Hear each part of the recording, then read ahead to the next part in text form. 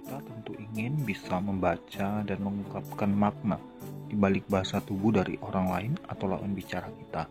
Nah, untuk itu mari kita mempelajarinya bersama untuk mengembangkan diri kita agar kita bisa dengan mudah berkomunikasi dengan orang lain.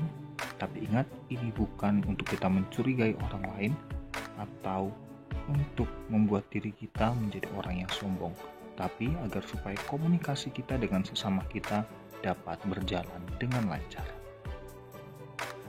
Manusia diciptakan dengan kepribadian yang beragam. Bahkan, disadari atau tidak, pribadi kita dapat berubah menyesuaikan kondisi yang kita alami. Kita memiliki kemampuan beradaptasi dalam berbagai keadaan. Kemampuan beradaptasi itulah yang menciptakan banyak topeng kala kita sedang berinteraksi. Nah, jika kemudian kita ditanya, apakah kita menggunakan topeng? Jawabnya tentu iya. Topeng yang kita pakai adalah wujud dari penyesuaian kita terhadap norma dan peran yang kita jalani. Itulah mengapa, selain harus pandai beradaptasi, kita juga dituntut pandai memahami orang-orang di sekitar kita, termasuk kepribadian mereka. Dengan memahami kepribadian manusia, kita akan lebih peka dan bijak dalam memberi umpan balik kepada orang-orang yang nantinya akan kita hadapi. Sebelum kita belajar untuk mengenali kepribadian orang atau membaca apa yang ada dalam pikiran orang, maka yang perlu kita lakukan adalah kita mengenali diri kita sendiri. Mengapa demikian?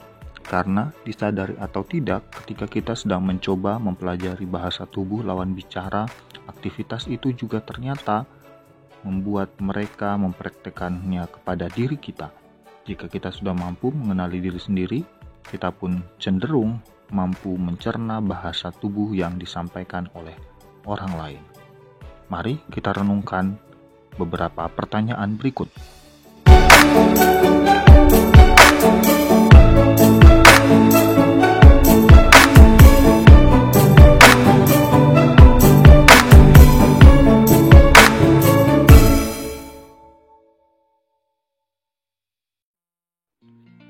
Nah, jika kita mampu mengukur dan mengetahui emosi dan perasaan pribadi kita, maka kita akan mudah menyesuaikan perilaku saat berhadapan dengan orang lain, sekaligus mampu mengetahui perilaku dasar dari orang lain. Nah, hal kedua yang perlu kita lakukan adalah peka dalam menangkap pesan. Dalam ilmu komunikasi, kita mengenal bahwa ada dua bahasa yang bisa dipahami manusia, yakni bahasa verbal dan bahasa nonverbal.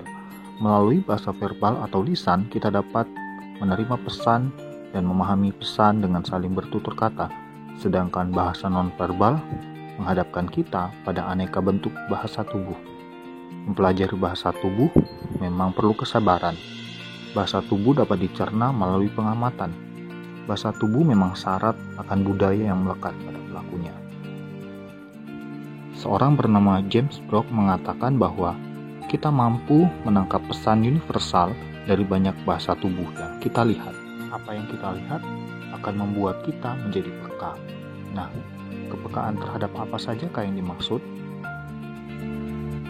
Mari perhatikan tulisan-tulisan berikut ini.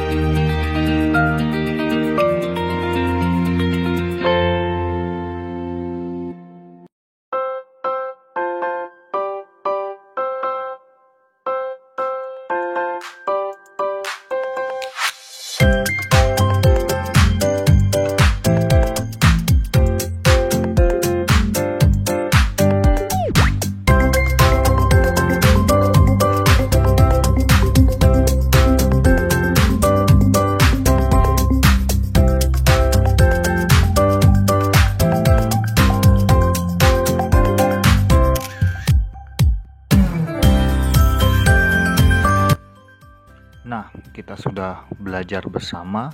Hal pertama yang perlu kita ketahui, silakan nantikan video yang kedua untuk belajar menerka bahasa tubuh.